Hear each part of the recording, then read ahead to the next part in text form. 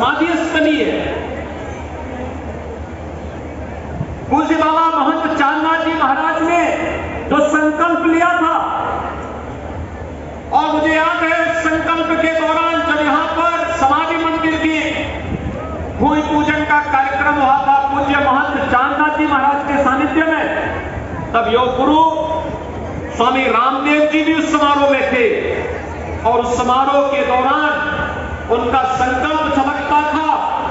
लेकिन यह भी उनको एहसास था कि हो सकता है कि समाधि मंदिर बनते बनते वे भौतिक रूप से नहीं रहेंगे, लेकिन आध्यात्मिक और सूक्ष्म दृष्टि से वे इसका अवलोकन करेंगे।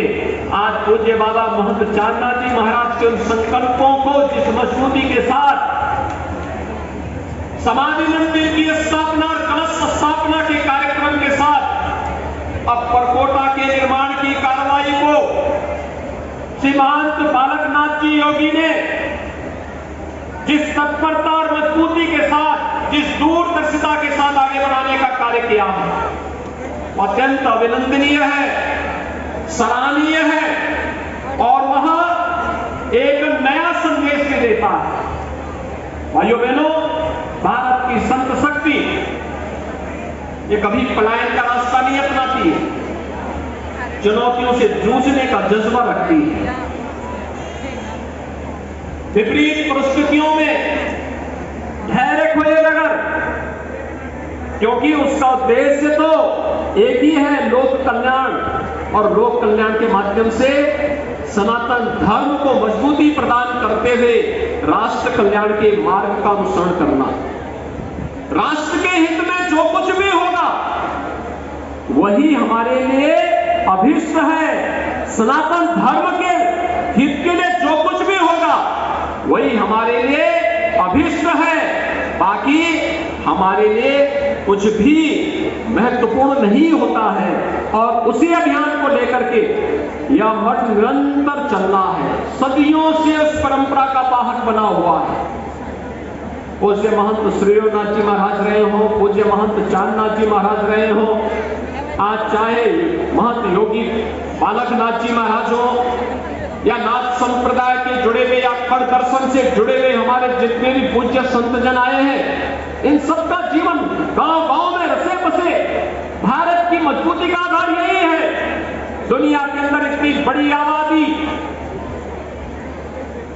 सभी प्रकार के मौलिक अधिकारों के साथ अगर जी रही है, और उत्तर से दक्षिण तक, पूरब से पश्चिम तक आज भी भारत पूरी मजबूती के साथ एक भारत श्रेष्ठ भारत के रूप में अपने आप को स्थापित कर रहा है। इसके पीछे गांव गांव में बसे हुए, गांव गांव में जन जागरण के अभियान के साथ जुड़े हुए हमारे पूज्य संत जन हैं, जिसको केवल अपने इष्ट की आराधना के साथ ही जो सनातन धर्म के लिए, सनातन धर्म के मानविकों के लिए, सनातन धर्म की पुनर्प्रतिष्ठा के लिए अपना सब कुछ समर्पित करने के लिए सदैव तत्पर होता हुआ रह देता है। श्री राम जन्मभूमि मंदिर आंदोलन में और इससे पहले भी जब भी आह्वान हुआ है, उन आंदोलनों में उसका बढ़ चढ़ कर भाग लेना इस बात को सदैव से एक नई प्रेरणा देता रहा है। और आज यहां पर जो समारोह हो रहा है, ये समारोह इस बात को भी प्रदर्शित करता है।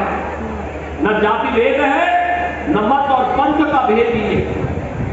सब लोग एक मंच पर आकर एक जगह बैठे हैं, कोई भेद नहीं है। जो लोग बोलते थे पहले, क्या तो अनेक उपासना विधियां हैं, अनेक मत हैं, अनेक संप्रदाय हैं, लेकिन अनेक मत और संप्रदाय सबको एक साथ एक मंच पर बैठ करके, एक साथ जुड़ करके हम इस अभियान के साथ जुड़े हैं। और यही नहीं, केवल ये हरियाणा से या उत्तर प्रदेश से या पंजाब से या हिमाचल से ही पूज्य संत जन नहीं है, सुदूर दक्षिण से भी है, भाग्यनगर से भी है, तो मांड्या कर्नाटक से हनुमान जी की भूमि से भी है, उत्तर से भी है, दक्षिण से भी है, पूरब से भी है, तो पश्चिम से भी है। और यही सनातन धर्म है। इस सनातन धर्म की दूसरी कड़ी अपने पूर्वजों और विरासत के प्रति अपने दायित्वों का ईमानदारी पूर्वक निर्वहन करना। कृते च प्रतिकर्तव्यम